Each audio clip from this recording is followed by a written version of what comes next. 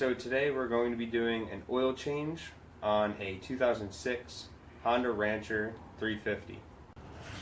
Alright, so now we're going to go under the ATV and I'll show you where the drain plug's located.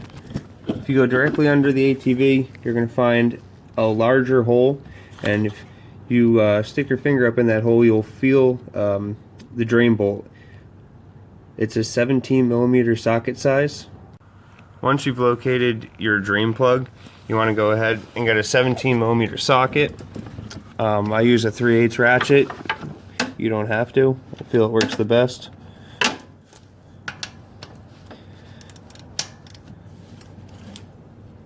And then you're going to go ahead and loosen that drain bolt. And then we want to get our drain pan and position it underneath the drain plug where the oil will be draining out from.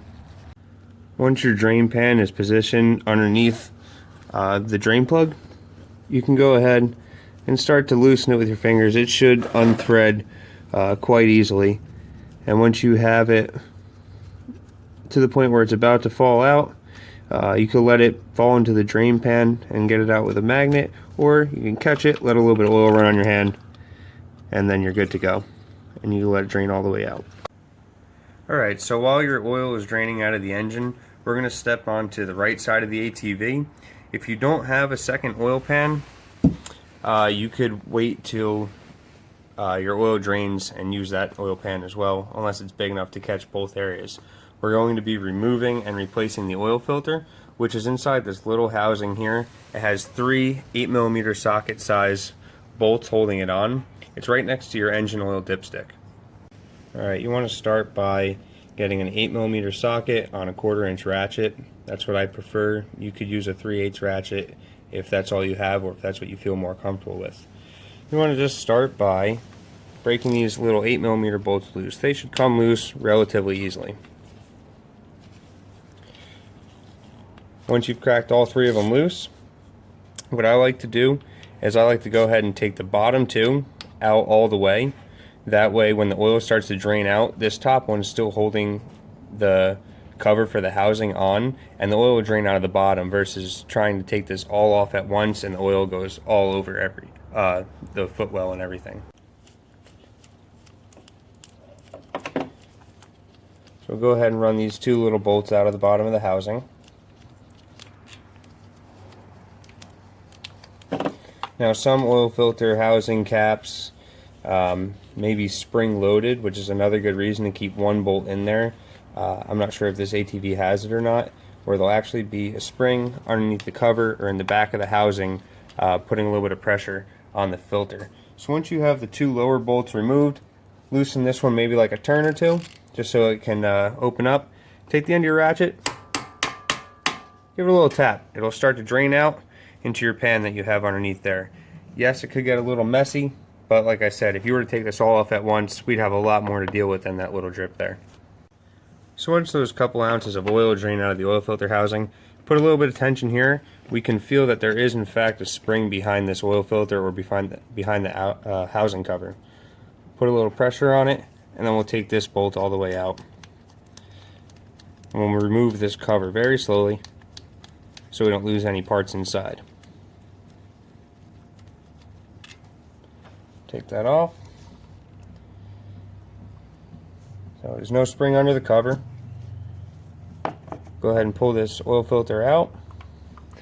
And if you look on the inside of this housing, there is in fact a spring all the way at the back. We don't have to let that out. You can leave it right in place. If it does fall out, obviously you'll have to put it back on the little retaining portion there that holds the spring. That's not a big deal. Ours didn't come out. We don't have to mess with it. Next we'll be installing the new oil filter. When you get your new oil filter, just like your old one here, they are directional. They face one way inside the oil filter housing. If you look at the back of your oil filter, there's no hole. They're completely sealed. I know this one has a little black dimple there and this one's silver. It's different companies, but these are completely sealed. The front portion's open. So what you want to do, if you didn't pay attention to taking the oil filter out and you're like, I can't remember, you're going to want to put the sealed part of the filter on the back part up against the spring.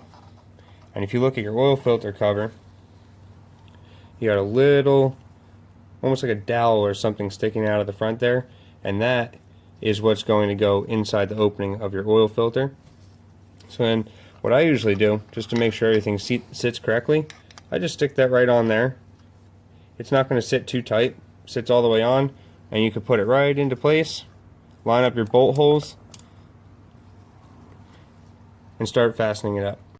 So with a little bit of tension on the cover, because remember we have that spring back there, we're going to go ahead and start our bolts. Doesn't matter which one you start with. I usually start with the top. While still holding pressure, we're going to put all three in a few turns. You don't have to run them all the way to the bottom.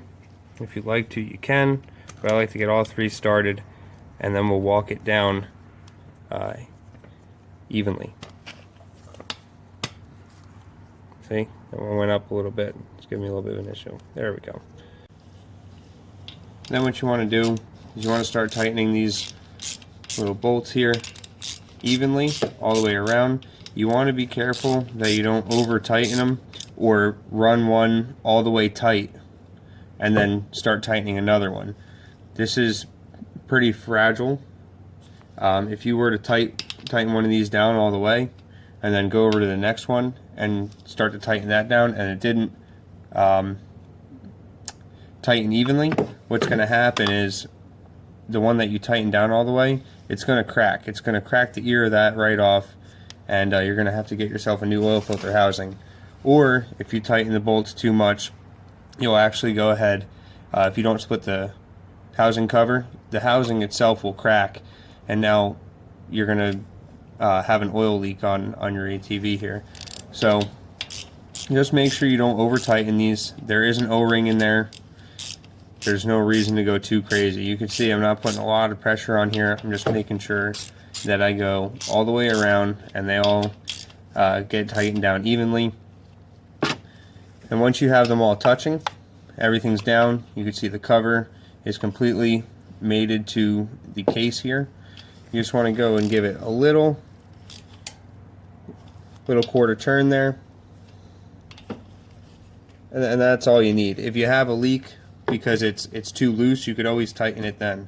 You don't want to have a leak because you over tighten it and it's cracked.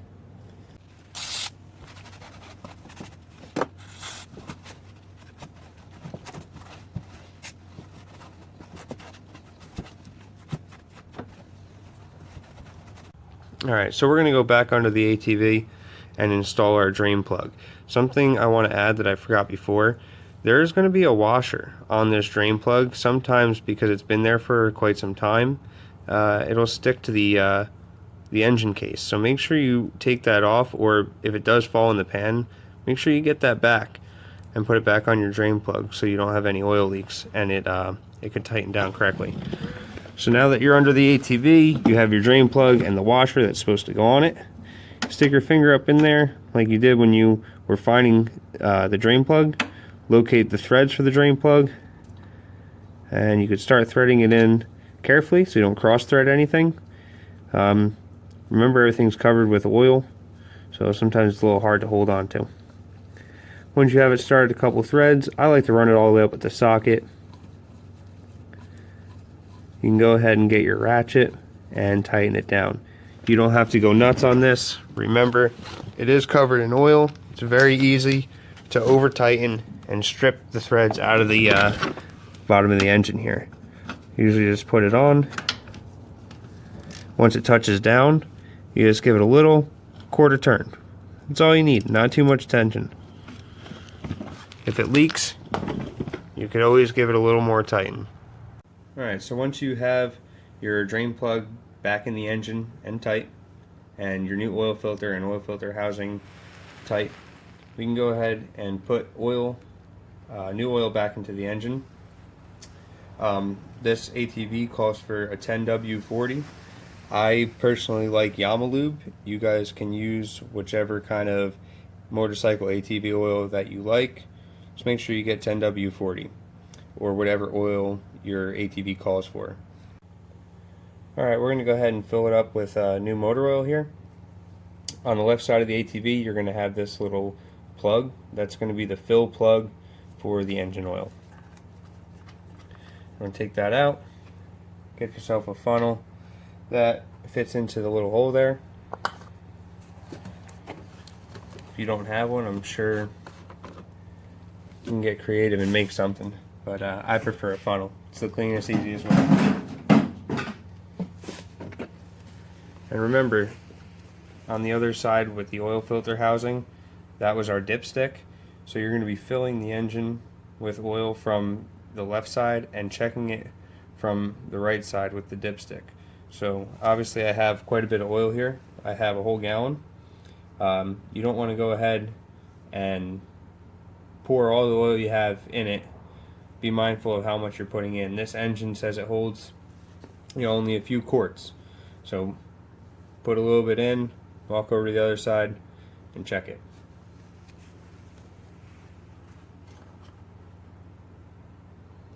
I usually put about 1.5 quarts to 2 quarts in, roughly, before I check it.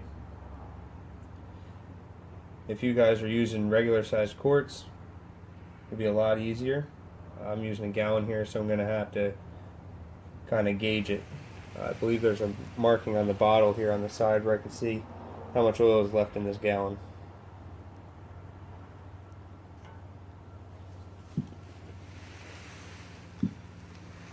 So right there, put about 2 quarts in. So we'll hop over to the left side, or I'm sorry, the right side of the ATV, and we'll check what that looks like on the dipstick, or if it even made it to the dipstick. So now on the right side of the vehicle, right next to your oil filter housing, we can loosen our dipstick, take that out, wipe it down, and then if you see here on the dipstick, you have a threaded portion and then a smooth portion before you got to the actual metal part of your dipstick, and you have your low level line and your full line.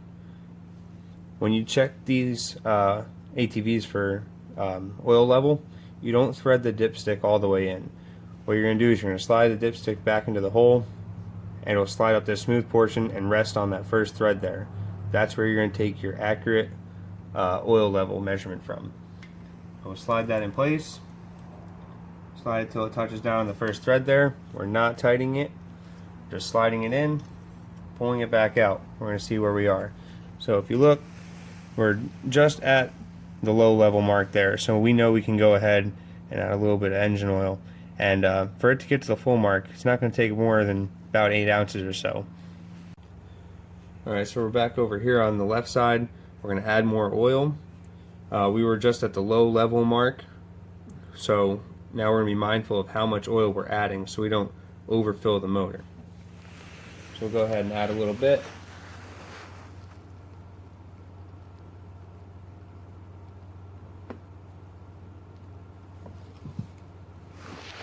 We'll go run back over to the other side and check it out. Alright, make sure your dipstick is wiped clean. We'll drop it back into place, remember, without tightening it. You can see there'll be a little bit of a gap there. Pull it back out. Where'd that put us? We're almost at the full level mark. So we're going to add a little bit more oil, come back and check.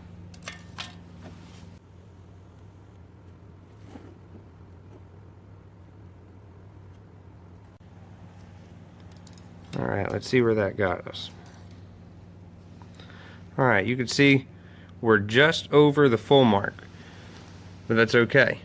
Here's the full mark, there's where our oil level is, because we still have one more step before we can say we're done. We're going to start the ATV, let it run for 30 seconds or so to let the oil cycle through, get into the oil filter housing, get into the oil cooler lines and what have you, and then after we let it run for 30 seconds or so, shut the ATV off, and we'll go back and check our oil level, which will be less than it is now. So it's okay that we just went over that mark a little bit, because we're going to be adding a couple more ounces of oil. Alright, so now that we checked our oil level, we're just a little bit over the full mark. We can go ahead and put our fill plug back in, start the ATV, let it run for 30 seconds or so, shut her off, and go ahead and check our oil level again. Alright, now that we started our ATV, let it run for a little bit, we can go ahead and check the oil level now. that the oil circulated around that time, you can go ahead and look under the ATV and look by the oil filter housing and make sure you don't have any leaks. We don't have any leaks, so we'll go ahead and loosen our drain oil dipstick, wipe it off, put it back in. Remember, let it just go right to that first thread. We're not going to tighten it. Pull it back out. We'll see where we're at. Alright, if you could see here, we're just under the full oil line. So we're going to go put a little more oil back into it to make sure it gets up to the correct spot. Because remember, we were a little over. So if we were right on the full mark, we'd probably be down here somewhere. So we're going to go add a very little bit of oil and come back over and check it.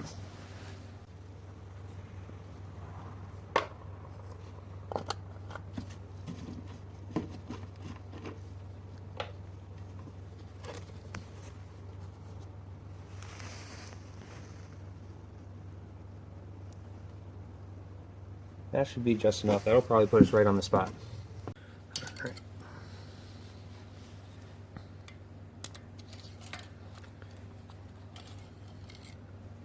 See what we got. Alright, if you look, we're right there on the little hash mark. Perfect.